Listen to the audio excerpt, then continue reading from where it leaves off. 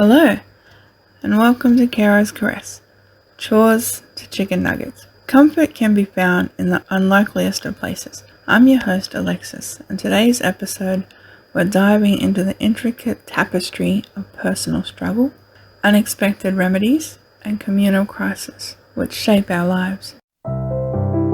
I've written in the description the phone numbers for Beyond Blue, Lifeline Counselling, along with a contact number for the Western Downs Regional Council, Queensland. A few months back, I'd found myself struggling with depression. My partner suffers this worse than I, but having no affiliation with mental health, I cannot say for certain, but I'm thinking that he may be grappling with agoraphobia. Even the simplest tasks have felt impossible to me. Aha! A light at the end of the tunnel. I devised a plan to break this daunting list of chores into smaller, manageable tasks. A simple yet brilliant plan. But only when the time had come around, I felt myself paralyzed, overwhelmed with the emotions. This list of chores remained a blank piece of paper seated on the chair beside me.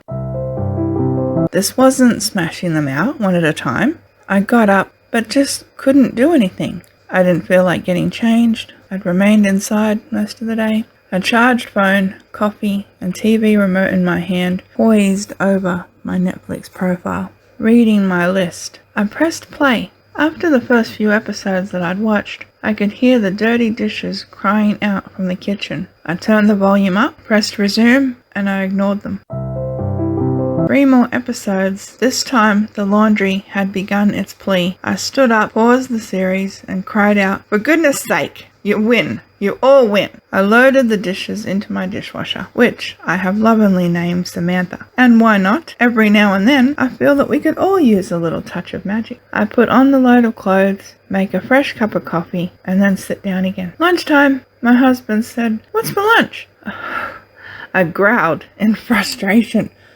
"Just sat back down." He was so apologetic. Okay, I didn't mean to disturb you. I replied, "Well, you couldn't have known. I'll be with you in a minute."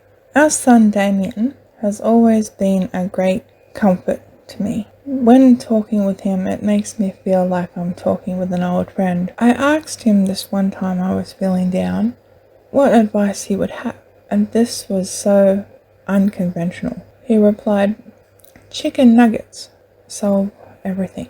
I said, "Chicken nuggets? You don't even know what the problem is yet." He said, "Get yourself down to a KFC restaurant, Mum. Sounds like you need chicken nuggets." This is not gossip. So I don't know where he heard this from or how he had come up with it. Maybe it's worked for him in his past. I don't understand. I said, "How do you know this works? How can it cure all ailments?" And he said, "It solves all. I've just lost my job. Go get chicken nuggets. I can't afford to go to the movies. Get some chicken nuggets. My dog has just run away. Go get some chicken nuggets." I didn't 100% agree with this, but I promised him I'd share this unconventional tip. And whether I just wanted to be a supportive parent or I was hungry, it made me realize some of the situations in my own past. And even though I didn't run out and get chicken nuggets, just the idea that I could have gone and got them actually made me feel a little better. One last time, I tried to soothe my son Damien. I asked, "Tell me for certain, how can you be sure this tip worked?" His only response was, "If in a few minutes you're not feeling much better, they obviously weren't from a KFC restaurant." Making time for relaxation is not a file that I have in my routine scheduling and checklist that I love to live by. But I do have one that says dreams and desires. Would it count if I put some stuff in there? That might work.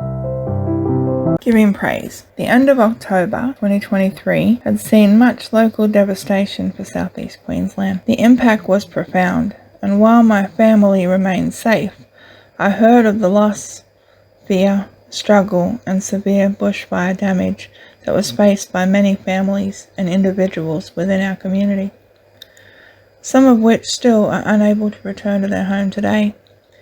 I cannot even begin to express an understanding or comfort to these victims. I can, however, praise all of the emergency service crews, friends and families who helped work together continuously to have each of you remain safe and alive. Disaster recovery is still about helping, informing all residents who were affected. I remind you or someone that you know to please get in touch with your local council officers, neighbourhood centres, information centres and/or emergency services. They'll have further information regarding recovery, government services and assistance for the residents, victims and survivors.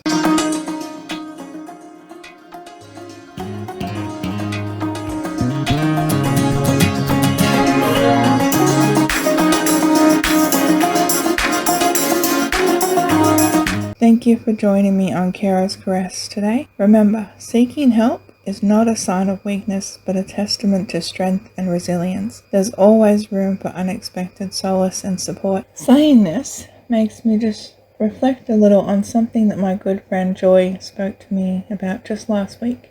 She said we each have the power to change someone's life by showing a little kindness.